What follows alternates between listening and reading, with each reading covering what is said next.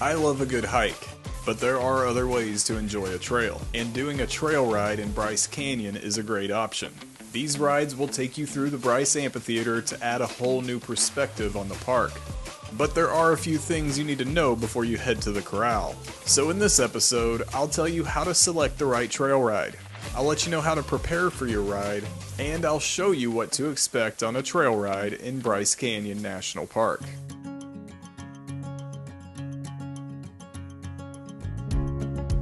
Bryce Canyon is a remote and rugged area, but early pioneers used the region to gather resources and herd livestock. Naturally, they used horses to do this. Nowadays, the access to Bryce Canyon is a little better, but you'll still see horses riding through the canyon. Of course, now they're used for a much different purpose. Trail rides are a great way to see Bryce Canyon, but if you're looking to book a trail ride, you'll have to keep a few things in mind. First, trail rides go through the Canyon Trail Rides Company.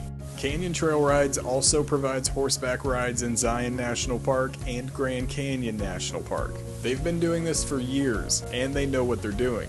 Trail rides can be booked on their official website at canyonrides.com, but if you're booking within 7 days of your date, you'll have to call them directly to book. Trail rides don't take place year-round. Bryce Canyon National Park sits at an elevation of 8,000 to 9,000 feet depending on where you're at, so it gets cold in the winter. Trails are snowy and icy, so trail rides aren't possible. Rides normally begin in April or May depending on the weather, and they go through the end of October. Next, don't worry if you don't know how to ride a horse. These rides can accommodate all skill levels. The company has horses and mules, and the cowboys will pair you with a horse that matches your skill level. So in most cases, less experienced riders, like me, will get a mule. I've only been on a horse a couple times in my life, but Morgan pretty much grew up riding horses. Both of us had a great time and would love to do it again. Unfortunately, some kids won't be able to do a trail ride. The shorter ride allows for children 7 and up, while the longer ride allows for children 10 and up. There are 2 different ride lengths, and each ride has 2 starting times, one in the morning and one in the early afternoon. I prefer riding in the morning because Bryce Canyon has a tendency to get hot in the middle of the day. When you book your ride, you'll have to choose between a 2-hour ride and a 3-hour ride. While that doesn't sound like a big decision, these rides provide completely different experiences. The 2-hour ride ventures to the floor of the canyon, then loops back to the corral.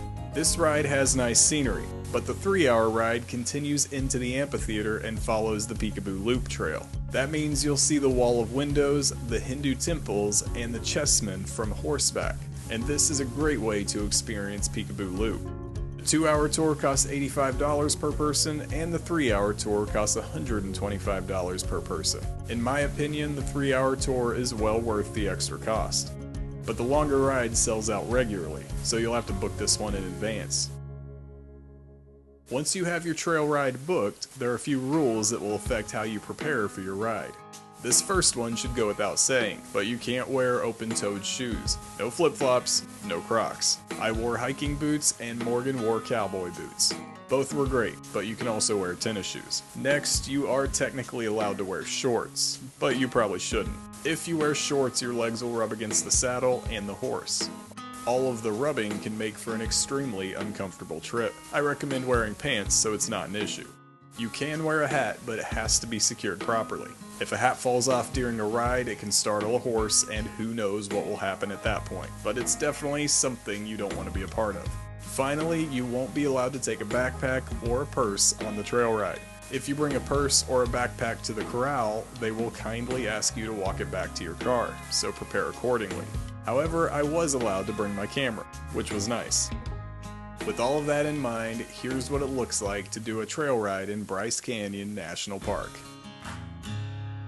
Every trail ride starts at the corral. The corral is just up the road from the Bryce Canyon Lodge. So you'll pass the lodge, then you'll see a parking lot on the right for the corral.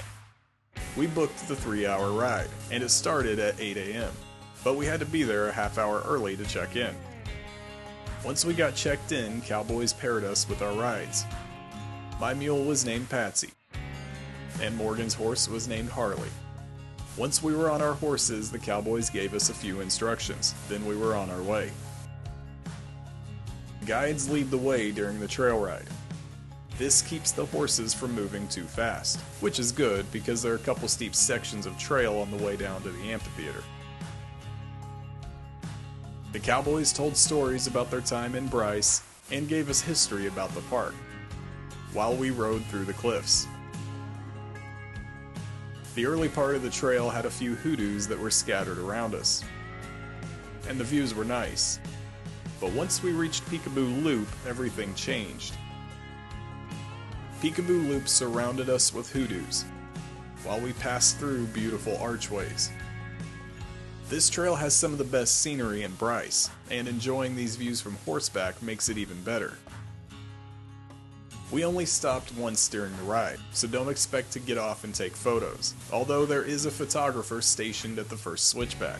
This photographer took everyone's picture and had it printed out by the time we got back to the corral, and prices were very reasonable. During our only stop, the guides gave everyone a water bottle and there was a bathroom off to the side.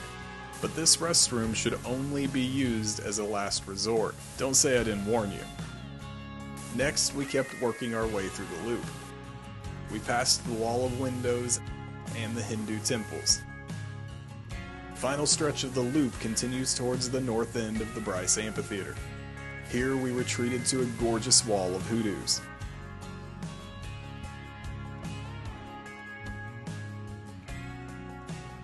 Compared to Peekaboo Loop, the rest of the ride back to the corral was uneventful.